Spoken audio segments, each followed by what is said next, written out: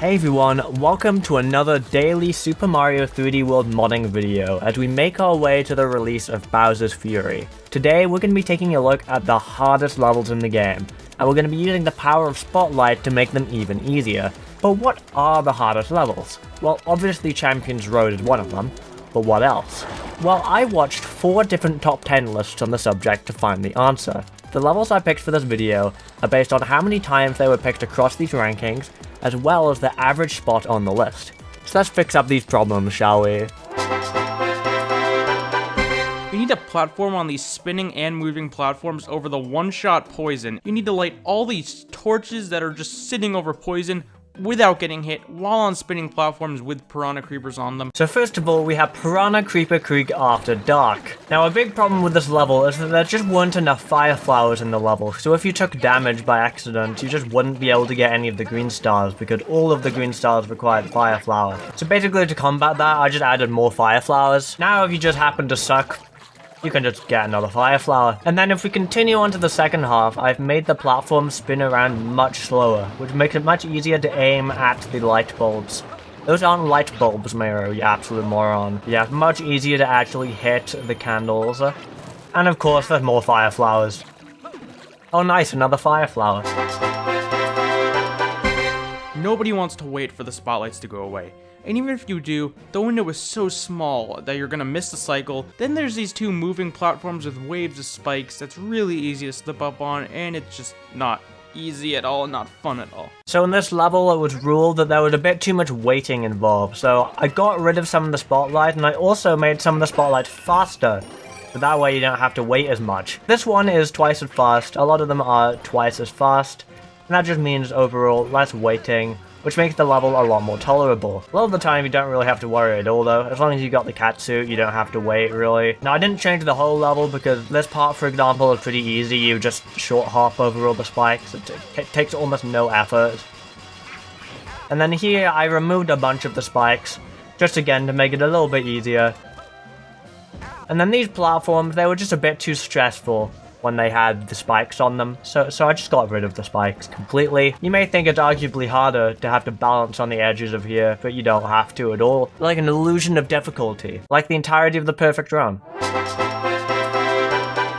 The peepers and the parabones are a constant distraction. And by the end, you'll have to avoid several at once. And it feels like a year before you're done here. Did I mention that this level has 0 power-ups? So a beam in the dark is a little bit of a spammy level, so I made some changes here. Most of it I left the same, because you know, it's kind of a slow-paced level, and you've got to have a challenge, so you have something to do, you know? However, I decided to get rid of the parabones, because, you know, they're not affected by the light box, and they're just really annoying, so I placed them with big boos, you know?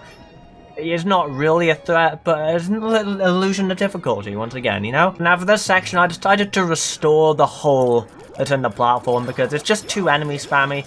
Every single person who complained about this level didn't really like all the parabones in comparison to having the broken platform. That's not what comparison means. Now for this part, I decided to keep the parabones because, you know, it is the end of the level. It deserves to be a little bit of a challenge. You already have the sweeping parabone, like it's still by no means easy. It's just that extra bit more bearable now. The stamp is incredibly hard to get, since you're not nearly as free to move around in order to avoid obstacles. Landing on the top of the platform is pretty much impossible. 2 skip squeaks hop on either side of you and get in your way when the Grumblum suddenly flips on the longer edge and you have to make a jump for it. Like this section is just stupid and ridiculously hard. Now Grumblum Inferno is just a really punishing level because if you like misstep at all on this really treacherous moving platform, you're just gonna die immediately, and I felt like that was a bit harsh. So now if you accidentally mess up on Grumblum Inferno, like here for example, nothing happens, you can just run on the lava. If you want to see more levels where you just run on the lava, please check out my video where I do that. So yes, it's still a little bit annoying to get this stamp without getting hit, but you know, you're not going to instantly die if you fall off the platform now, so I think that's a fair trade-off, you know? Well, I don't really know many people who actually enjoy this section, so now you just don't have to do it. Fast Forward 5 Bros is just a freaking hot piece of shit. The second green star makes you find some invisible blocks so you can climb this tower. Which they totally expect you to skip because that clock is ticking even faster than these fire bullets. Also, why does the timer not stop when traveling through clear pipes? Ay, ay, ay! So people generally found Fort Fire Bros to be a little bit too stressful, which is understandable, the timer is ticking. So I decided to replace all of the 10 clocks with 100 clocks. Suddenly there's just no stress involved anymore. Now you have all the time in the world to look for secrets and wonder why these lines have started appearing for no particular reason. I didn't add those. Where's the invisible block? There's one. Oh, I don't know where the other one is. Thankfully I got 360 seconds to find it. Some people might argue that you don't need this much extra time, but I severely disagree. You start out with 500 Mario seconds, which I think equates to 200 real-time seconds. But what's better than playing 5 bosses in 200 seconds? Why, of course, tacking on a 6th boss. Jeez, isn't that a little bit too much? Just the sheer length of this stage puts it on the list. So Boss Blitz is another one that just struggles a bit with the time. So I give you 999 seconds. There should be more than enough time to deal with the bosses now. It demands an insane level of perseverance, as this level has 30 green stars to collect. You can't make a single mistake for several minutes. You get 24 stars and screw up? Too bad, start over. You even gotta fight Boom Boom for 1 star. And don't even get me started on catching that stupid bunny. Now, Mystery Box Marathon, it's just too much to do, you know? 30 green stars in one go, how could that be bearable? It's just so much to ask, so I thought I'd just give you the green stars. Oh yeah, it's a bit quicker now. Don't worry about doing any mystery boxes today. The green stars are placed very precariously. Just reaching them is hard enough, even as a Tanuki. They are insanely spread out and most of the time take long jumps to get across. If you don't have the Tanuki suit or the cat suit, you are really in for a hard time. The hardest part is running across the cylinders while avoiding the spikes and lava balls. So the big problem with this level is that the platforms are just so far apart. Like, oh, I didn't make it, now I'm dead. What are you supposed to do about that? I mean, you can get Tanuki suit, but what if you lose the Tanuki suit? Then how do you make it? Well, no worries. Now you won't be losing the Tanuki suit, because you can't lose it now. So yeah, you can still fall in the lava, you know, but you have the Tanuki suit. It makes this so much nicer, and you're not going to take damage from these pesky enemies, dude. I feel like that's just an all-around improvement. Oh, thank you, an assist block with another leaf. This part especially is normally just so stressful, but now, just a nice breeze. Take your time with the white Tanuki suit. No worries at all. You might not get to keep it going on to the next level, but it's just nice, you know? Most of the level forces you to use this cannon box. There's also this stupid hard jump in this section. That's easier said than done, depending on the character you use. And there is not even a single power-up in this level. You have to hit these switches with your cannonballs to move forward. But you're not going to be able to stand still and shoot. And if you don't back up the switchboard fast enough while you're going for that green star, Just fell off the switchboard. and I gotta love that point where the switchboard slides down a series of ramps very fast while tantalizing you with a series of coin rings.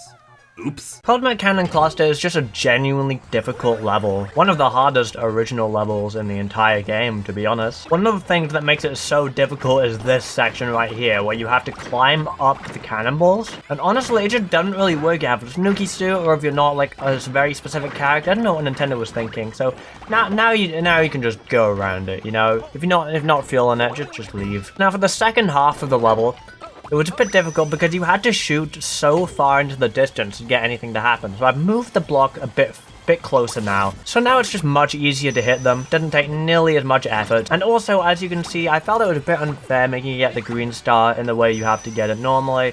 So now it'll just stop in place. Again, right here, it's a little bit far away. So now it's much easier to hit.